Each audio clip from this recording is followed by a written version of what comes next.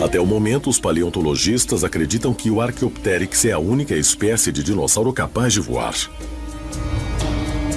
Mas se é o único dinossauro que pode voar já descoberto, como então, como alguns estudiosos de alienígenas rebatem isso, como é possível que todos os pássaros modernos tenham se originado dessa única criatura? E como é possível que pássaros e certos répteis com genes de dinossauro foram capazes de evoluir? Darwin estava errado. Não vemos golfinhos fazendo carros. Não vemos elefantes construindo casas. Isso pode parecer banal, mas é um fato que esses animais simplesmente não progrediram e avançaram como nós. Por que foi assim? Por que isso deveria acontecer? Porque nós somos únicos. As pessoas falam sobre o elo perdido. Onde está o elo entre passar dos macacos, micos, gorilas, etc., para ser capaz de desenvolver armas atômicas e voar no espaço? De acordo com a evolução, todos os dinossauros morreram há cerca de 60 milhões de anos. Primeiro, há muita especulação sobre o motivo disso acontecer. Dizem que foi um impacto, provavelmente criado por um meteorito. Mas se isso é verdade, por que só os dinossauros morreram? Todos os animais na Terra deveriam ter morrido por causa do meteorito. Mas não aconteceu assim. A pergunta é por que só os dinossauros morreram?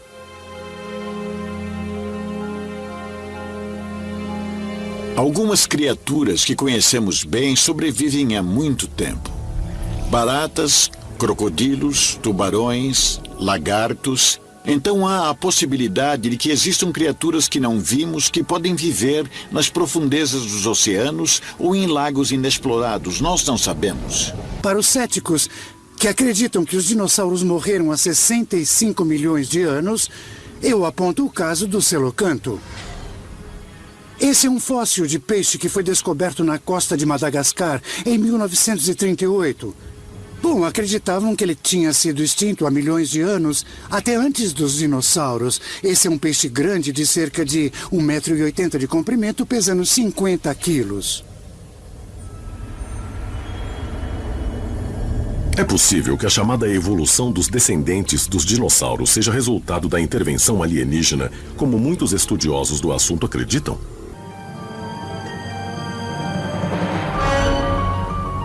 Eu acho que é possível que o Coelacanth tenha sobrevivido por uma atuação direta de alienígenas.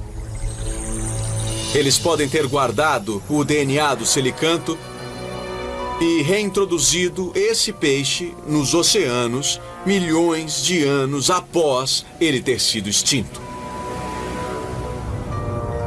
E isso vale para os crocodilos, tartarugas e todos esses animais que conhecemos hoje em dia que sobreviveram à era dos dinossauros. É muito difícil dizer o que aconteceria se um enorme dinossauro daquela era não tivesse sido extinto. Mas não há a menor dúvida de que o mundo como o conhecemos hoje foi forjado pelo desaparecimento dos dinossauros. Talvez tenha sido feito de propósito pelos alienígenas. Porque se os dinossauros tivessem sobrevivido, eles poderiam tomar o planeta Terra. E isso não estava nos planos deles. Estava nos planos deles criar alguma coisa semelhante a eles. Algo como o ser humano. Então os dinossauros não ajudavam nesse jogo.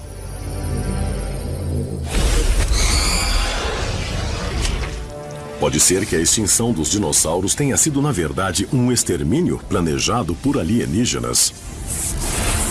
E algum dinossauro poderia ter sobrevivido a esse evento e coexistido com o homem e ainda existir sob outra forma? Talvez as respostas estejam enterradas em cada região do nosso globo. Pois quanto mais aprendemos sobre dinossauros, mais perto estamos de descobrir a verdade sobre a natureza extraterrestre de criaturas estranhas que vivem no planeta Terra.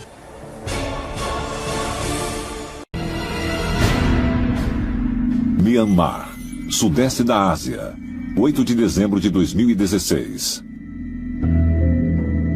Paleontólogos descobriram um pedaço de âmbar contendo a cauda perfeitamente conservada de um dinossauro, que os cientistas convencionais acreditavam ter 99 milhões de anos. O espécime foi chocante, pois revelou que nem todos os dinossauros eram cobertos de escamas como retratados havia mais de um século. Mas alguns tinham penas. Porém, como os arqueólogos podiam ter errado tanto? Uma das críticas ao registro fóssil é que há lacunas no registro. Ou seja, vemos o que achamos como esse animal era há 3 milhões de anos, e então vemos o que achamos como ele era há 1 milhão de anos. Mas o que aconteceu entre essas datas? Devido a lacunas de até 80 milhões de anos, o registro fóssil é terrivelmente incompleto, e o processo de se tornar um fóssil em si é extremamente difícil. É muito difícil que ossos vertebrados se tornem fósseis. Somos maravilhosos piqueniques para muitas criaturas diferentes. A não ser que você caia num lamaçal repleto de água ou no oceano, deixando os seus ossos quase em qualquer lugar, eles nunca vão se tornar um fóssil. Há formas de vida que provavelmente nunca serão fossilizadas. Sendo assim, todos os tipos de seres anômalos podem realmente existir. Podemos encontrar fósseis de gigantes de 3 metros ou até de extraterrestres. Enquanto a ciência convencional continua a resistir à noção de que extraterrestres ou seres híbridos já existiram no planeta, podem estar levando os cientistas a desprezar dados valiosos. A comunidade científica tem se apressado em encontrar respostas quando devia fazer mais perguntas. A ciência construiu uma casa chamada o modelo padrão. E, infelizmente, essa casa tem grandes buracos nas paredes e nós penduramos quadros sobre eles, basicamente. E tentamos tapar esses buracos. Queremos certezas de que tudo se encaixe. Mas novos conhecimentos sempre mudam isso. O modelo de pensamento na academia moderna é que os artefatos não podem existir fora da nossa linha do tempo cronológica. Eles decidiram que é mais fácil simplesmente colocar as peças que encaixam e remover as que não encaixam. St. Catharines, Ontário, Canadá. Primavera de 1970. Pesquisadores do Departamento de Ciências da Terra da Universidade Brock receberam uma amostra de madeira que foi encontrada enterrada a 45 metros da Terra, na ilha de Nova Escócia. Os cientistas fizeram testes de datação de carbono no material e descobriram que pertencia a 3.000 anos no futuro. Perplexa, a equipe repetiu o teste e obteve exatamente o mesmo resultado. Como é um pedaço de material orgânico, eles foram capazes de datá-lo. Mas as datas que eles receberam contradisseram completamente tudo, porque tinha uma data de 3.000 anos no futuro. Como isso é possível? Como técnicas de datação modernas podem produzir resultados que são tão obviamente contraditórios? A ideia básica por trás da datação por radiocarbono é que o carbono radioativo se decompõe a um certo ritmo. E você pode usar isso para datar quando vários animais e formas de vida morreram e há quanto tempo estão mortos. No entanto, há falhas conhecidas na ciência. Materiais inorgânicos como pedra não podem ser datados por carbono. E a exposição à radioatividade pode alterar as datas dramaticamente. A datação pode aumentar abruptamente com a explosão de armas nucleares. Também muda com a erupção de um vulcão com muito dióxido de carbono no ar. Mas os cientistas anseiam por certezas. Como todos os seres humanos, certeza e previsibilidade, elas tendem a minimizar as ressalvas. Mas, se as medições por carbono podem ser distorcidas com a exposição à radiação, até que ponto a datação pode ser imprecisa? Talvez respostas possam ser encontradas quando o processo for submetido a outro teste, ainda mais perturbador. Irvine, Califórnia. Abril de 2017. O Dr. John Salton está usando um equipamento de espectrometria e aceleração de massa para datar por carbono uma amostra de madeira que foi exposta à radiação durante o teste de armas atômicas nos anos 1950. O processo começa com a esterilização da madeira e a sua exposição a vários processos químicos para remover qualquer contaminação. O material passa por um processo de combustão e é reduzido a grafite para uma melhor retirada de dados. Finalmente, o grafite passa por um espectrômetro de aceleração de massa para medir o ritmo de decomposição do radiocarbono e gerar a idade do objeto. Acho isso tão incrivelmente fascinante. Se um objeto estiver mais perto de um local de testes nucleares, que esse item, então, produziria alguns resultados meio malucos? Se estiver muito perto, sim. Ok. Ele lhe daria datas que seriam equivalentes a dezenas de milhares de anos no futuro. E o que é estranho neles é que a idade do radiocarbono é negativa. Ou seja, pelo menos ao que tudo indica, a amostra é de 600 anos no futuro. E a explicação para isso tem a ver com testes de armas nucleares na atmosfera nos anos 1950 e 1960. Isso é incrível. Se qualquer objeto for exposto a algum tipo de evento termonuclear, isso muda o resultado da datação por carbono. Então eu acho que é hora de olharmos para a nossa história antiga. Porque e se algo semelhante ocorreu em nosso passado? Então as evidências mostram que houve algum tipo de detonação atômica ou guerra atômica na nossa antiguidade. Há sugestões de que pode ter havido detonação de armas nucleares no passado. E, se isso ocorreu, a datação por carbono explicaria essa possibilidade. E isso faria tudo parecer mais novo na datação por carbono. As datas mais antigas que podem ser medidas pela datação por carbono remontam a apenas 70 mil anos, uma pequena fração dos 6 bilhões de anos da história estimada da Terra. Os cientistas recorrem ao registro fóssil para preencher as lacunas, mas isso também tem suas limitações. Hisarlik, Turquia, 1870. Esse pequeno vilarejo foi o local de uma das descobertas mais sensacionais do século XIX, a lendária cidade de Troia. A cidade foi o famoso palco da Guerra de Troia, descrita no clássico épico grego A Ilíada.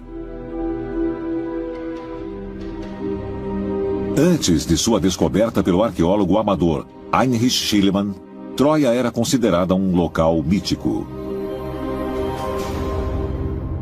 Heinrich Schliemann, um grande empresário e pioneiro alemão, leu a Odisseia e a Ilíada de Homero. Ele se convenceu de que Troia existia em algum lugar na Turquia, onde está localizada na história. Então ele foi para a Turquia e perguntou para os moradores de lá o que sabiam sobre as lendas.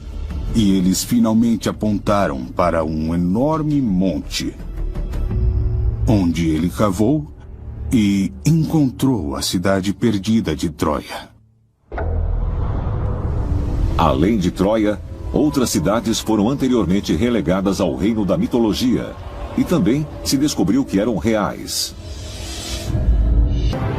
Na Bíblia, Josué travou a batalha de Jericó, mas não sabíamos se Jericó existia até ser descoberta por arqueólogos. Isso nos diz que há mais informações nos mitos do que pensávamos. Existe um preconceito entre os cientistas de que tudo na antiguidade deve, portanto, ser uma história inventada, um mito. No entanto, esses cientistas devem olhar para a realidade de que as descobertas arqueológicas estão verificando que essas mesmas histórias têm mérito. Os cientistas se apressam em colocar um ponto final nas sentenças. Estão diante de um gigante quebra-cabeças, com apenas algumas peças.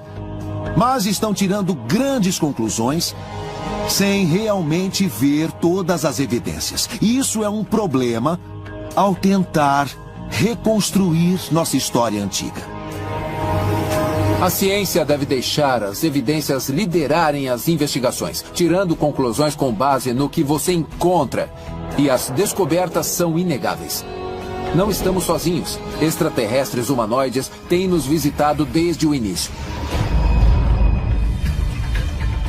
Estaremos entrando em uma nova era da ciência, em que seremos forçados a reescrever nossos livros de história.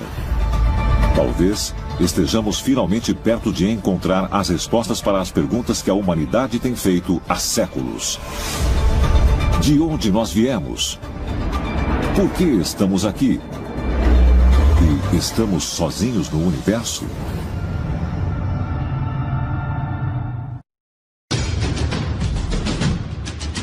West Virginia, setembro de 1952. Várias testemunhas dizem ter visto uma bola estranha de luz cruzar o céu noturno e pousar em uma área arborizada nas proximidades. Aqueles que investigaram o local do acidente afirmam ter visto uma criatura parecida com um pássaro, com 3 metros de altura e olhos vermelhos brilhantes. Era uma criatura humanoide enorme, medindo de 3 a 3,5 metros de altura. Tinha olhos brilhantes, em chamas, e emitia faíscas e flashes de luz. Foi descrito como tendo uma cabeça que parecia um capuz, não muito diferente de uma carta de as de espadas num baralho. Todo o grupo foi unânime em sua crença de que o objeto, ou a criatura, era totalmente real, que estava ligada ao sobrevoo da estranha luz e também à luz vermelha pulsante que eles viram. Curiosamente, a mitologia indígena americana também descreve uma criatura metade ave, metade humana, que conviveu com a humanidade no planeta há milhares de anos. Os Apaches tinham uma figura demoníaca, o homem coruja gigante, que petrificava as pessoas com o olhar. Era realmente uma presença aterrorizante que podia vir a qualquer momento, principalmente no céu noturno, quando as corujas voam. É um tema muito comum em diversas mitologias nativas americanas, que em algum momento no passado a Terra foi invadida por monstros assustadores de várias formas. E a Grande Coruja, ou Homem-Coruja, é uma dessas representações.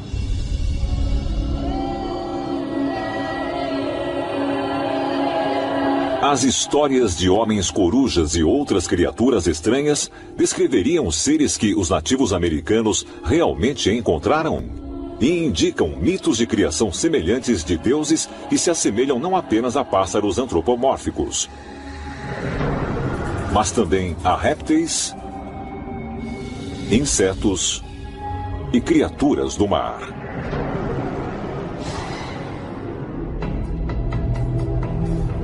No mundo todo, nós temos estatuetas, esculturas, pinturas rupestres de criaturas muito bizarras, que podem ser encontradas em todos os continentes.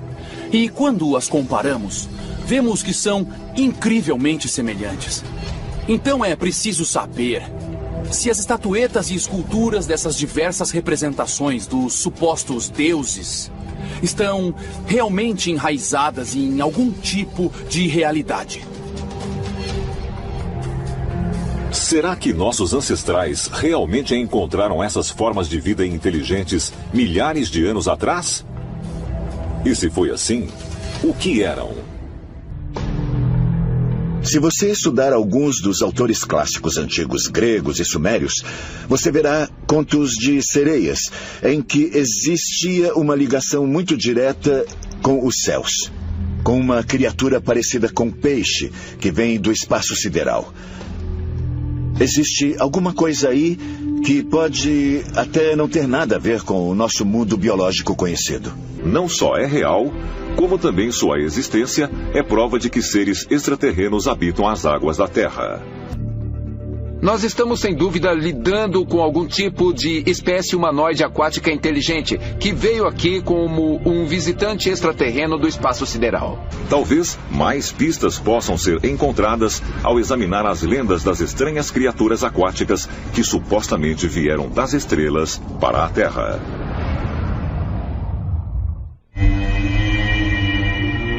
Província de Miyazaki, Japão. Maio de 2014.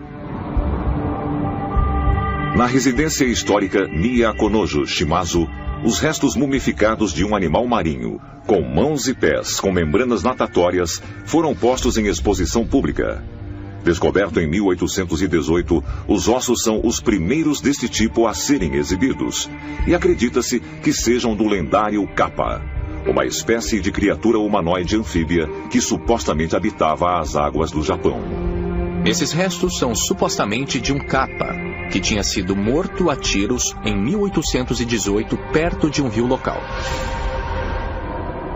O Kappa, que significa filho da água, é uma criatura que geralmente tem 1,5 metro de altura. Ele tem pele escamosa e é geralmente da cor azul ou verde. Ele tem uma casca de tartaruga nas costas e tem um bico, assim como um tipo de carapaça em cima da cabeça, na qual sempre tem que carregar água. Se ele espirrar essa água, perde todo o seu poder e pode morrer dentro de um curto período de tempo. Então o Kappa é basicamente um demônio d'água. Acredita-se que o Kappa é muito malévolo, uma criatura muito violenta. E de fato as crianças são avisadas para ficarem longe de corpos d'água, senão o Kappa aparece para pegá-las e afogá-las.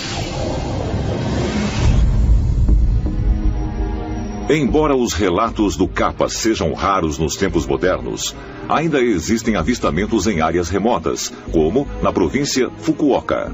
De fato, até hoje, placas podem ser encontradas perto de corpos de água por todo o Japão, alertando sobre o Kappa. Dizem que esses Kappas têm uma inteligência excepcional. Aparentemente, eles podem falar, apesar de ter um bico de ave. E agora, artefatos físicos reais do corpo do Kappa estão em exibição. Será que encontraremos marcadores genéticos que mostram claramente que ele pode não ser um animal terreno? É possível que os Kappas sejam similares a outras criaturas marinhas estranhas descobertas pelo HMS Challenger na década de 1870?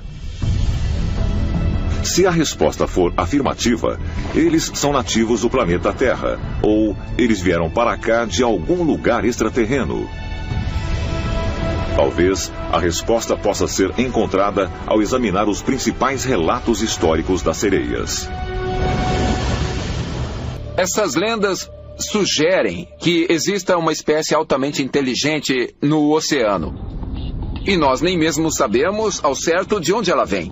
Talvez nossa definição de vida extraterrena seja limitada demais. E pode ser que essas espécies vieram aqui de algum outro lugar.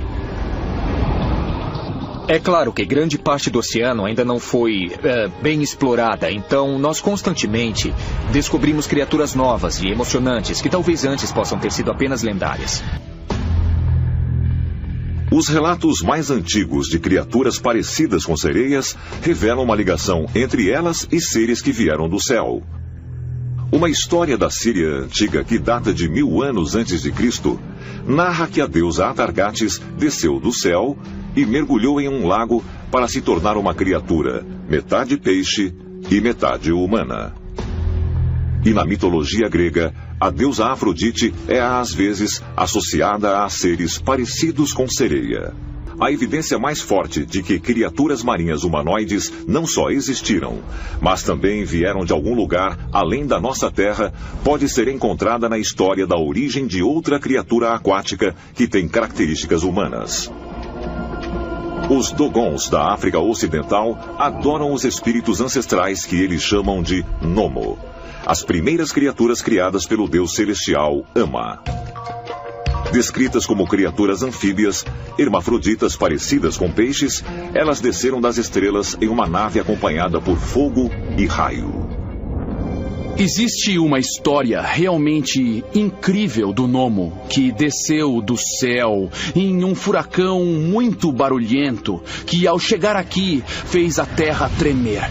E todo o conhecimento que esse povo tem foi dado a eles por este ser que veio num furacão do céu.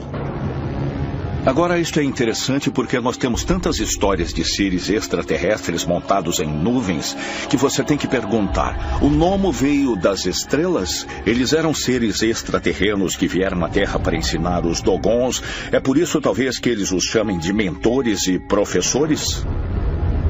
A lenda dizia que eles descreviam a estrela Sirius como sendo o ponto de origem deles e tinham informações muito acuradas sobre uma estrela anã chamada Sirius B, que nem era conhecida naquela época.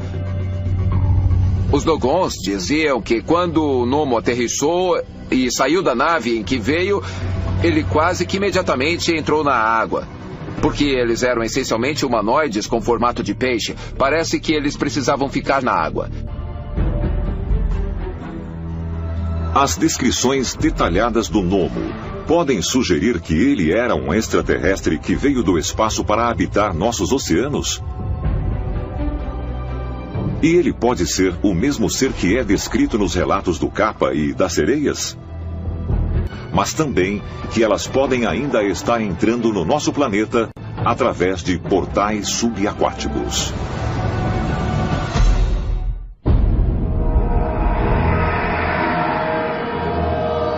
Lago Champlain, 5 de julho de 1977.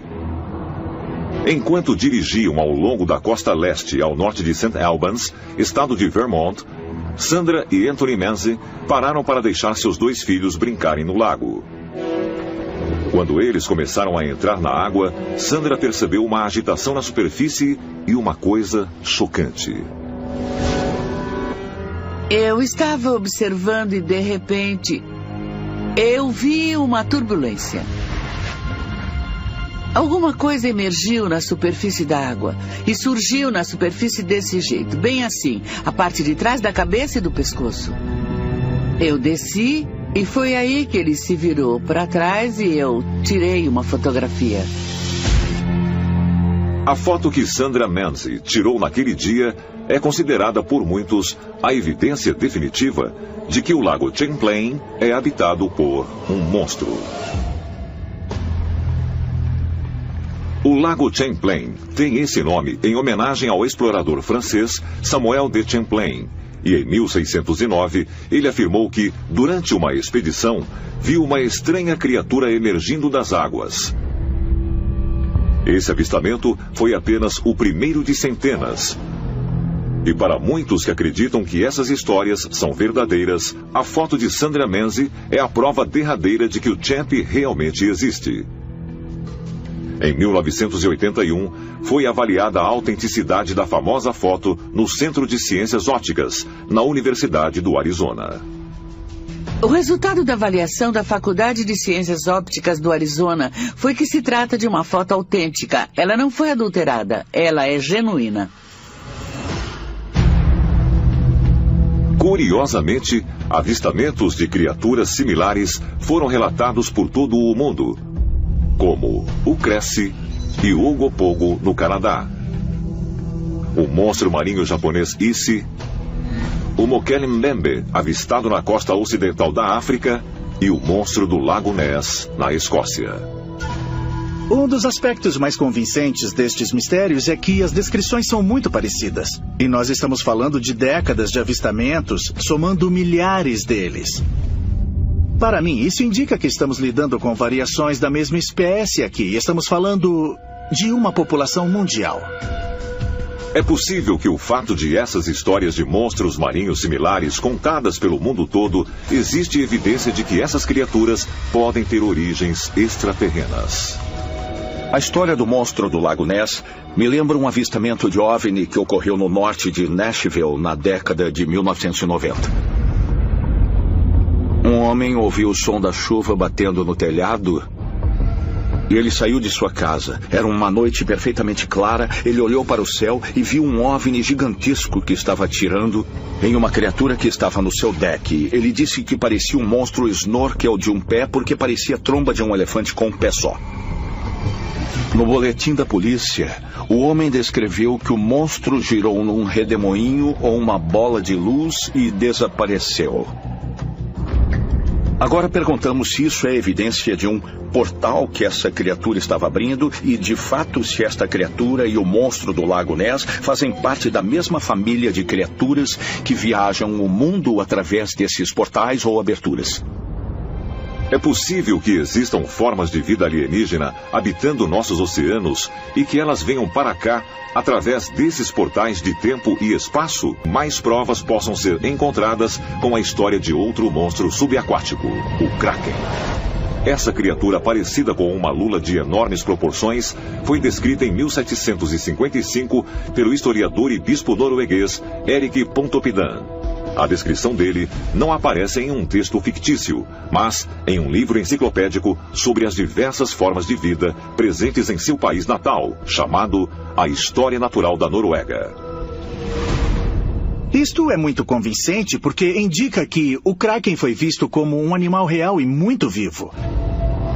Na mitologia nórdica, o Kraken era um monstro do tamanho de uma ilha com vários tentáculos, capaz de afundar navios através dos vastos redemoinhos criados por onde ele passava. Muitos dos autores antigos clássicos falavam sobre Kraken como sendo, de fato, a criatura que estava no centro de um redemoinho. Então, eles viam o Kraken como um perigo para os navios. Os relatos noruegueses de que o Kraken criava redemoinhos, através dos quais os navios desapareciam, datam do século XIII. Mas será que a verdade sobre esses monstros marinhos pode ser muito mais incrível do que nossos ancestrais acreditavam? As histórias do Kraken e os misteriosos redemoinhos que ele criava pode, na verdade, ser um design extraterreno funcionando como um farol para indicar que nosso planeta é rico em água? Enquanto os cientistas estão descobrindo que a água é mais prevalente por todo o universo do que anteriormente se achava, está ficando cada vez mais claro que os planetas com grandes corpos de água líquida essenciais, como se acredita para a vida complexa, são raros. A Terra é um pouco especial, ela tem água abundante, mas também tem terra abundante. Isso pode ser uma característica peculiar. Mas levando em conta que a água líquida é tão crítica para a vida quanto sabemos, quando olhamos para os outros mundos, nós primeiramente procuramos água líquida. Se existe a vida inteligente num planeta que abriga vida baseada em água, então pode-se sugerir que o único outro planeta que essas criaturas vão procurar vida inteligente é onde também existe água. Enquanto estudava a vida marinha na costa da Itália, o estudante alemão de biologia, Christian Sommer, descobriu uma espécie microscópica com uma habilidade incrível. Ela nunca morre. O animal, uma água-viva chamada Turritopsis dorni, volta repetidamente para seu primeiro estado de pólipo e começa o ciclo de vida várias e várias vezes. Existe alguma coisa estranha nisso aqui. Existe alguma coisa que parece que não acontece nas outras formas de vida que nós já identificamos nos milhões e milhões de criaturas diferentes que habitam a Terra. Não existe limite teórico para o número de vezes que essa criatura consegue se reciclar. Isso desafia completamente todas as leis científicas conhecidas da biologia, como as entendemos hoje. Os cientistas apelidaram essa espécie de água-viva imortal e estão tentando desvendar os segredos biológicos na esperança de que ela possa ter a chave para aumentar o tempo de vida dos humanos. Mas como uma criatura incrível assim veio a existir primeiramente? É também possível que isso que estamos vendo seja uma série de ETs que podem estar visitando a Terra há centenas de milhares de anos e podem ter sistematicamente deixado aqui algumas criaturas favoritas de outros mundos biológicos muito similares com as nossas, que têm certos ingredientes especiais para que assim que nós alcancemos certo nível tecnológico, nós possamos adaptar essas qualidades na nossa própria vida. Um dos maiores avanços da biologia agora é que estamos pegando células-tronco humanas, colocando em embriões de animais e depois esperando que se tornem um órgão humano. Trata-se de uma grande experimentação. Nós pudemos pegar uma molécula de DNA de um animal e destruir genes específicos. Nós conseguimos fazer isso durante um tempo, mas agora conseguimos substituí-los com genes específicos pela primeira vez, o que está formando vários monstros Frankenstein. E agora, o exemplo mais interessante que nós vimos, e para mim mais assustador, vem da China, onde pegaram um único gene, inseriram num beagle e fizeram esse beagle ter a musculatura 2 vezes mais forte que naturalmente ele teria. Esses animais são super beagles. Isso suscita a pergunta: se podemos fazer isso com um cão, podemos fazer com um humano? Com certeza. Esse poderia ser o primeiro passo de uma revolução biológica que vai nos permitir conquistar o tipo de habilidade que é comumente relatada na tradição antiga de deuses extraterrestres que visitaram a Terra. Frankfurt, Alemanha. Setembro de 2016.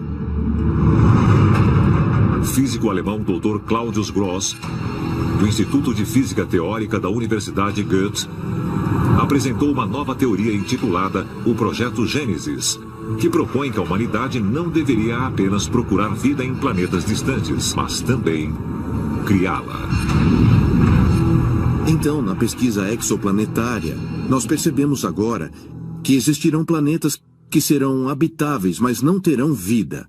E normalmente as pessoas pensam, bom, que má sorte poderia ser uma segunda Terra.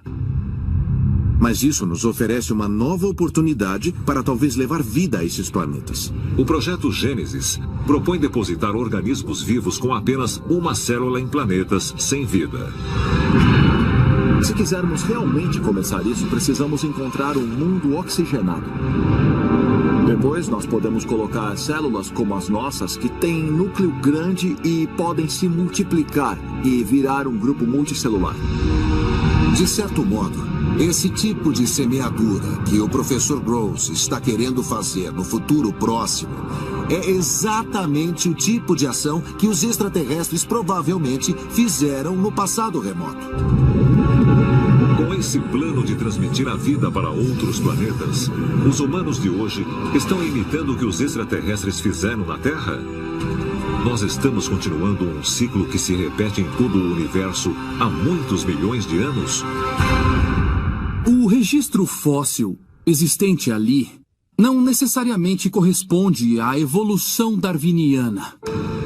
Porque não vemos criaturas intermediárias desta evolução que podem existir.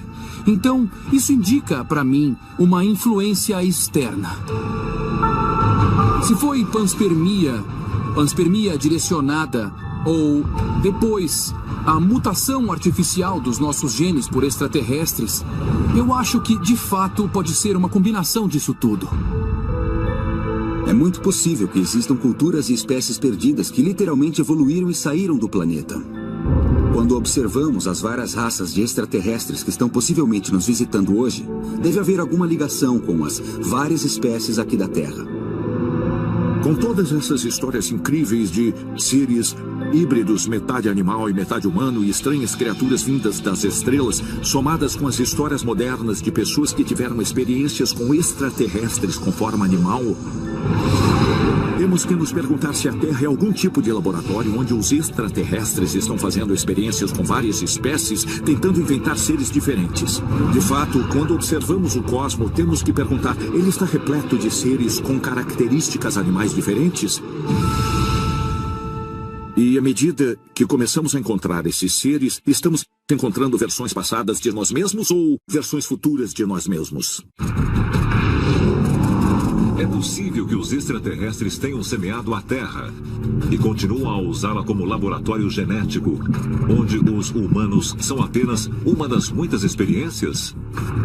Se a resposta for afirmativa, poderia haver outras espécies destinadas a nos dominar?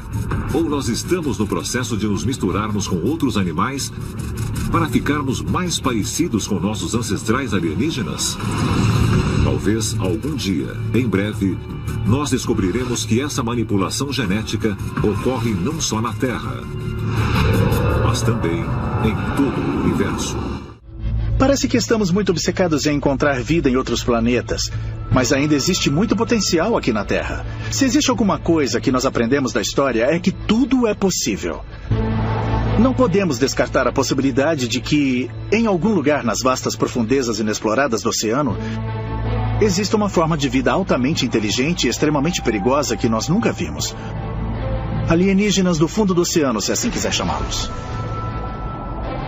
75% do nosso planeta é oceano. Acho que Jacques Cousteau disse que esse deveria ser o planeta oceano e não Terra. Nós apenas conhecemos cerca de 10% de tudo que realmente vive no nosso oceano. Hoje, quando analisamos mais a fundo nosso sistema solar, percebemos a importância do H2O. E essa água não é apenas uma força de vida para nós, mas possivelmente para outros organismos dentro da galáxia. E sabendo que nossos oceanos são tão fundos quanto de fato são, é possível que haja um mundo totalmente novo de exploração nos esperando.